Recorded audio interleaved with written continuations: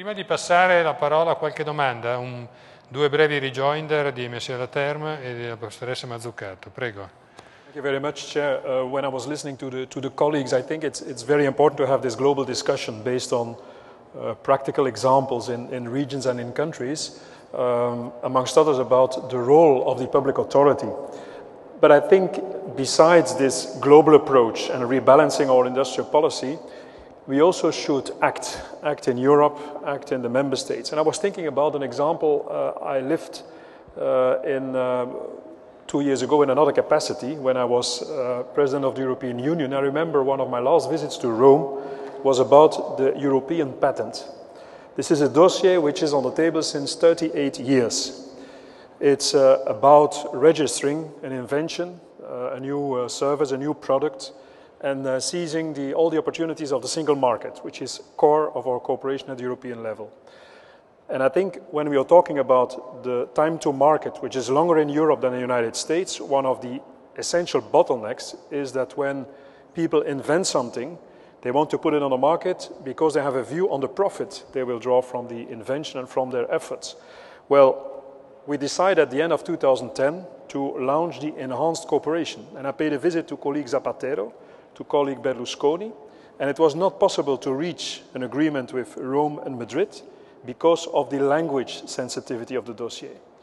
Of course, Belgium, it's very difficult to take examples out of Belgium about language sensitivity, but what I mean to say is that when you're talking in Europe about industrial policy, about transition from universities to the market, that it is important to have entrepreneurial agencies at the level of public authority, that we have good examples of good policy, but that we also have to act in the very simple quote-unquote dossiers, and that we are missing opportunities. When in 2012 you limit the capabilities, the possibilities of your own enterprises to compete on a European level, and people much more like Champions League than the national competitions, then you miss opportunities. Other example, this country, there is a World Bank study which shows on 4 to 5 essential moments in founding a company: getting electricity, getting a construction permit, protecting your property, enforce contracts, 4 to 5 very essential activities you need as an enterprise, a small and medium enterprise, to be founded or to grow through. Well, on these 4 to 5 essential elements of entrepreneurship in this country, Italy is on 180 countries, is in the second part of the peloton, sometimes the 150th on the 180th. And so improving the situation in that field, there is no budgetary impact, be it a good one, because you save money for the companies and you save money for the public authority, but the job has to be done. And so what I wanted to say is that we have to think about new forms of industrial policy, and of course about new activities and the role of the public authority, but let's act on very quote-unquote simple things that will make life for companies, for entrepreneurs, much more easy. Grazie. Secondo rejoinder Mariana Mazzucato, poi prego di alzare la mano per domande. Prego. I just wanted to compliment, or how do you say, make complementary points to two of the points that Mr. Ghizzoni said, which I think are really, really important, and I just want to make sure that they're highlighted.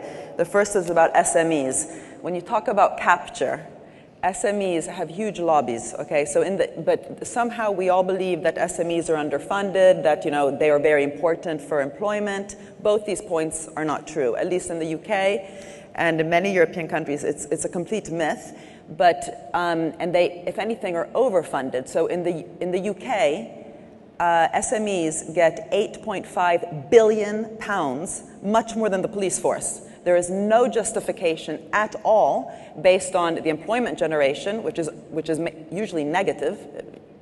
Forget even the positive numbers. It's only something like 4% of SMEs create any net employment, okay? And even less do innovation. So this point about how actually, as a bank, to think about ways to actually be targeting that 4 to 5% that create jobs and or innovation is crucial. And one thing that we found, and I coordinated a big 3-year project on finance and innovation, and we actually used UniCredit data.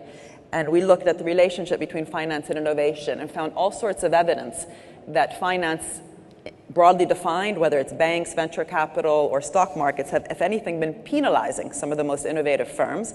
One of the points, which again I wanted to make a complementary point, is that we found that credit scores given by banks, and I hate to say it, the particular bank we used the data for was UniCredit, have nothing to do with the underlying productivity of the companies. So if you have very high or very low productivity, which we proxied by value added, this study was done in Pisa, you have an equal probability of getting a bad rating, which doesn't mean, I mean, it just raises the question, how can we actually develop credit score mechanisms which reward the type of risk, which I would call Schumpeterian risk, as opposed to the Magdoffian risk? And so it's really interesting that you say that your direction. Just quickly, the other two examples we found of how finance penalizes innovative firms. In the last 10 years, Fortune 500 companies have spent $3 trillion on just buying back their own stock, buybacks, yeah? And we found at the firm level and at the sectoral level that these money spent was occurring inversely to the money that these companies were spending on their R&D. And when you ask these companies, why are you spending so much money on just buying back your own stock, just boosting your stock price? The biggest repurchasers are in oil and in pharma, and they say, oh, because there's no opportunities. So, it's only logical that we use our, money to just boost our stock price. And these are two particular sectors where there's huge opportunities. I mean, renewables for oil. But again, they are actually waiting for, the state to make its mark. So when we talk about the partnerships, it's important to say, let's stop the parasitical relationship with this partnership and get a real partnership. Grazie. Inizio l'ultimo giro. Prego, Mr. Pseiner, you have to, if you want to add a final remark. If you want to add a final remark, so you have to leave, and then I have a final question, and then closing. That's very kind of you, Chairman. First of all, I should say that you always can learn things if you come to a discussion like this.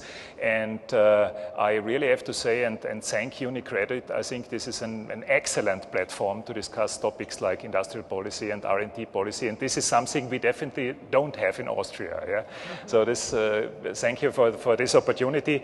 But I just can say maybe a last word on an evaluation we just have done a few months ago on the output relevance of R&D intervention by the government in Austria. And we have compared a set of companies who invest above the Austrian average in R&D, and others who stay below this level.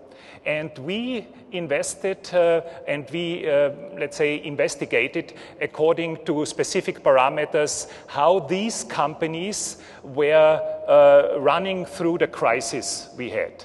And it was evident that first, the negative news was both groups of companies were slamping into the crisis. There was no difference. So the crisis makes no hold in front of innovative companies. But the time the innovative companies were in the crisis was remarkably shorter than those of others.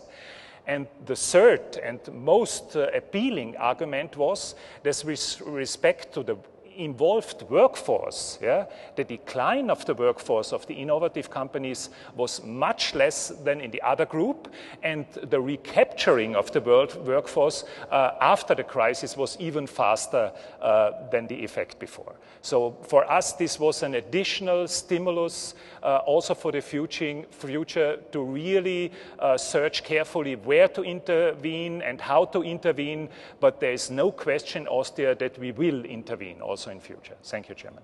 Well, very good. I hope that the Austrian case will become a benchmark for other maybe Italian attempts to create the interface between research and industry.